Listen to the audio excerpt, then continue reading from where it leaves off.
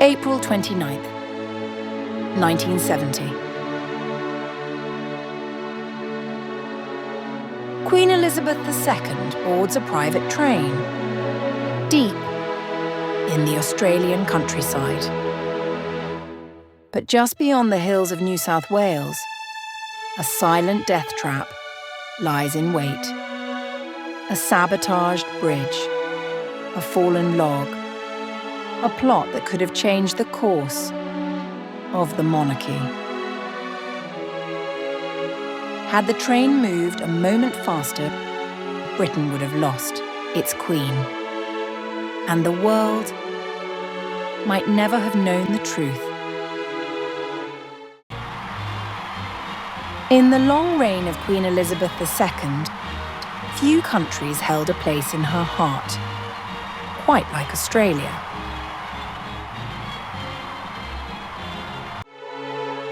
She visited the nation more than any other Commonwealth realm outside the United Kingdom.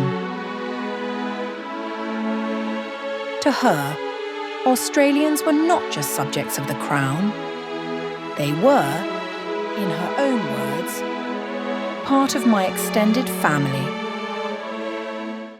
Whatever may lie ahead, I declare again here tonight that my admiration, affection and regard for the people of Australia will remain, as it has been over these past 50 years, constant, sure and true.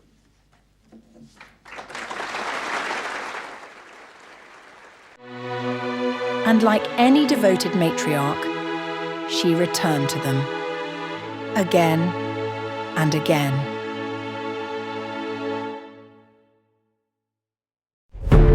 Her journey with Australia began in 1954, just 2 years after the sudden death of her father, King George VI. Still only 27 years of age, she had only recently been crowned queen.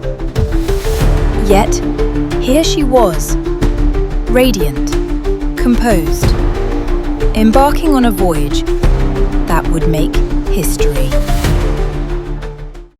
Standing at last on Australian soil, on this spot that is the birthplace of the nation, I want to tell you all how happy I am to be amongst you and how much I look forward to my journey through Australia. Another memorable day for a queen who reigns not through chains of empire, but through bonds of devotion. It was the first time a reigning British monarch set foot on Australian soil. And the moment she arrived, the reception was overwhelming. She toured the continent for 58 days, visiting 57 towns and cities. From dusty outback settlements to glittering city centres, an estimated 7 million Australians, 3/4 of the population at the time, saw her in person. A tide of loyalty swept the land. Streets flooded with crowds, babies were named after her, and school children rehearsed their curtsies for days. Australia, still deeply British in identity, welcomed their queen, like a divine emissary from the old world. This wasn't just a visit, it was a pilgrimage of empire. Over the decades, Her Majesty returned on multiple occasions. She knighted Australians, honoured their war dead, spoke warmly of the Anzac spirit, and through speeches, smiles and sincerity, she became a symbol of continuity in a rapidly changing world. In her annual Christmas broadcasts, she often set aside words for Australia, not as a political footnote, but as a cherished part of her Commonwealth family. Her last visit came in 2011. Quietly dignified, warmly received. It was a farewell of sorts, though no one would dare call it that. By then, Queen Elizabeth was in her 80s, frail in frame but steadfast in spirit, and Australia, though more independent in outlook, still bowed its head in reverence to the woman who had visited them since the days of steam trains and telegrams. But beneath the smiles, parades, and the picture-perfect photo ops, a buried truth waited to be unearthed. A truth that didn't come from royal press briefings or jubilant headlines, but from whispers, cover-ups, and secrets locked away for decades. Because what the public never knew, what the Queen herself may never have been fully told, was that her life had been in danger on the very Australian soil. She had escaped a deadly assassination attempt. A moment where the unthinkable could have happened. And strangely, the incident had been swept under the rug. No national outcry, no front-page headlines, no justice. It would take nearly 40 years before the first chilling details surfaced. And even then, the silence was deafening. For all her love, for all her loyalty, Australia betrayed the Queen. March 30th, 1970. Queen Elizabeth, Prince Philip and Princess Anne arrived in Australia after touring Fiji and New Zealand.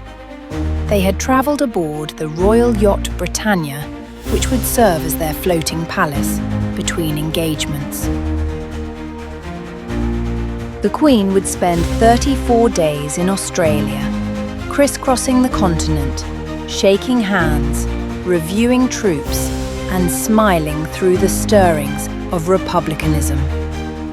This was no ordinary royal visit. Australia, like much of the Commonwealth, was beginning to ask itself uncomfortable questions. Should we still bow to a British monarch?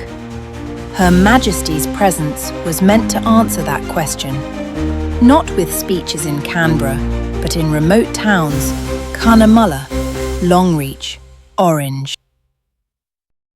She would meet factory workers, Indigenous elders and school children, populations often overlooked.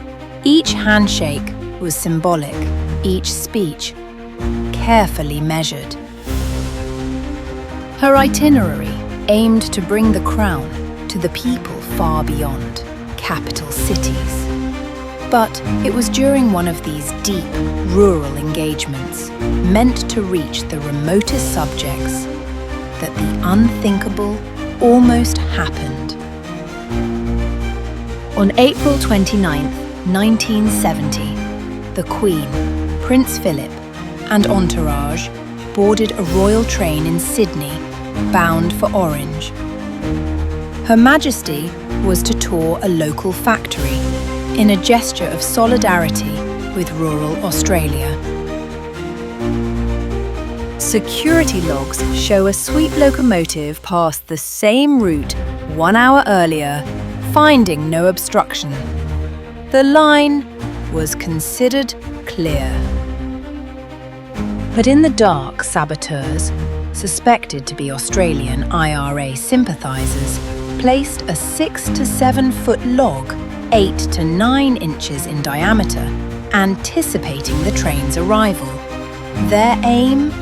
Derail it into a ravine and kill the sovereign. The driver, unnamed in official records, noticed resistance just ahead and braked hard. The train struck the log at low speed, dragged it for about 200 to 700 metres, then ground to a halt at a nearby crossing. Had it been at normal speed, experts say, the outcome would have been catastrophic. Instead, the Queen remained unaware. The train stopped. They proceeded. The tour continued. No ambulance, no royal alert, no arrests, no inquiry. The press never reported it. Just silence. The travel diary shows no record of impact. Buckingham Palace claims no entry in official logs. The Queen departed Australia without ever knowing of the danger she had narrowly escaped. Local police interviewed some individuals with suspected IRA sympathies, but no one was ever charged. In their defence, there were no strong suspects. The investigation quietly died. Yet, the questions linger to this day. Was the Queen ever told? Did the authorities suppress the reality to protect diplomatic relations? Was it to avoid national embarrassment or a calculated silence? At this point in the narrative, it remained a sealed secret. That knew that the pilot train was going through first and that this log was there because it had never been put there, and it had to been put on the line after the pilot train went through.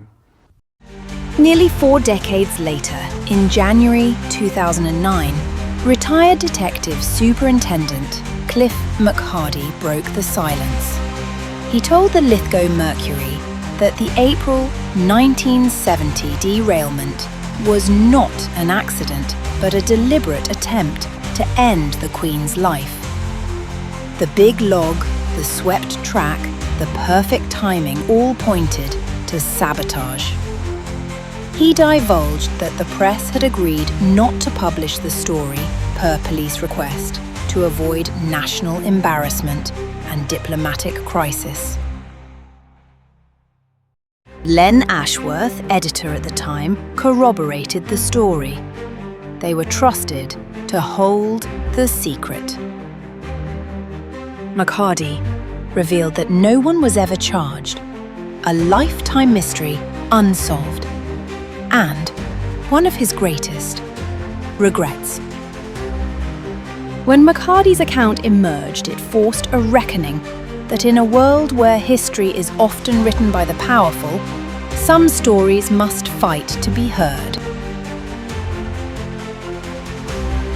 Despite what may have happened, Her Majesty returned to Australia at least 10 times after 1970.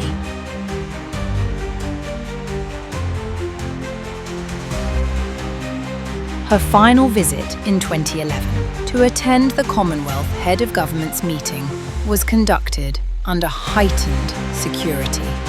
Still, she engaged graciously with her hosts, embodying steadfastness over sentimentality. In many ways, it was a farewell. She was older, slower, but still radiant. She visited Parliament House in Canberra, rode in open cars through Melbourne, and waved to thousands at the Brisbane River. There was no fear, no retreat, just presence. It was a message, quiet but unmistakable. I am your Queen, and I will not be driven away. In the end, it was not an assassination attempt or public spectacle that defined these visits. It was duty, carried with equilibrium, grace under fire, and a resilience that luminesced in stillness. History is often shaped not just by the events that unfold, but by the ones that nearly did.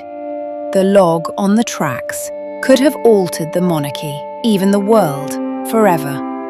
But instead, it became a whisper, a buried file, forgotten truth, until conscience in the form of an aging detective and a local newspaper brought it back to light. The Queen never spoke of it, but she didn't need to. Every return, every wave, Every walk through a crowd, unguarded, was a statement of courage, duty, and defiance.